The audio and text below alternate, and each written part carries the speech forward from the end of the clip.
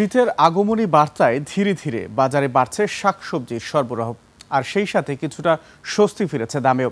কাঁচামরিচের কেজি নেমেছে 160 টাকায়। এছাড়া বেগুন, পটল, ঢেঁড়স, শিম, টমেটো সহ অন্যান্য সবজিতে 10 থেকে 15 টাকার মতো কমেছে। তবে চালের বাজারে সুখবর নেই। সপ্তাহের ব্যবধানে কেজি প্রতি 2 থেকে 3 টাকা বেড়েছে। মিনিকেট বিক্রি হচ্ছে 75 টাকা, বালাম 60 আর স্বর্ণা বিক্রি হচ্ছে 53 টাকায়। পেঁয়াজ বিক্রি হচ্ছে 70 টাকায়, রসুন 100 এবং সয়াবিন লিটার প্রতি 190 টাকা দরে পাওয়া যাচ্ছে। বাজারে সরবরাহ বাড়ার ফলে সবজিতে কিছুটা স্বস্তি মিললেও চাল ও নিত্য প্রয়োজনীয় পণ্যের দামে বিপাকে সাধারণ মানুষ। বাজারের আরও খবর জানাতে সরাসরি যুক্ত হচ্ছেন খুলনা প্রতিনিধি আশরাফুল ইসলাম নূর। নূর, আজকের বাজার নিয়ে আপনার কাছে আর কি কি তথ্য আছে, বিস্তারিত জানান। সুমন, আপনি যেমনটি বলছিলেন, আমি খুলনার নতুন বাজার আজকে এখানে এসে দেখেছি যে শীতের আগমনী বার্তায় শীতকালীন যে শাকসবজি সেগুলো কিন্তু পর্যাপ্ত সরবরাহ রয়েছে, কিন্তু সেই সরবরাহ অনুপাতে দাম কিন্তু ক্রয় সক্ষমতার মধ্যে আসেনি ক্রেতাদের। শীতকালীন শাকসবজির মধ্যে ফুলকপি, পাতাকপি, বাঁধাকপি সব ধরনের শীতকালীন শাকসবজি মোটামুটি বাজারে উঠে গেছে।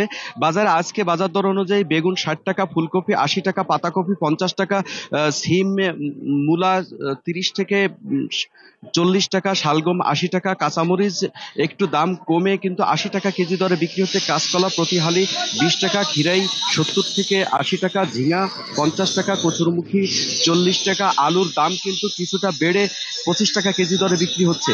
এছাড়া প্রতি পিস লাউয়ের দামও বেড়েছে। এই ধরনের যে শাকসবজির দাম কিন্তু শীতকালের যে কমে, ক্রেতা সাধারণ বলছে যে এ সময়ে পর্যাপ্ত ক্রয় সক্ষমতার মধ্যে থাকলেও এবার কিন্তু এখনো পর্যন্ত শীতকালীন শাকসবজির দাম কমেনি। মাছের বাজারে যদি আপনাদেরকে একটু দেখাই, ইলিশ কিন্তু এখনো 2500 থেকে 3000 কেজি টাকা দরে বিক্রি হচ্ছে, যেটা কেজি সাইজের। এবং যদি আপনাদেরকে একটু রুই মাছ দেখাই, সেটি কিন্তু 400 থেকে 450 টাকা কেজি দরে বিক্রি হচ্ছে।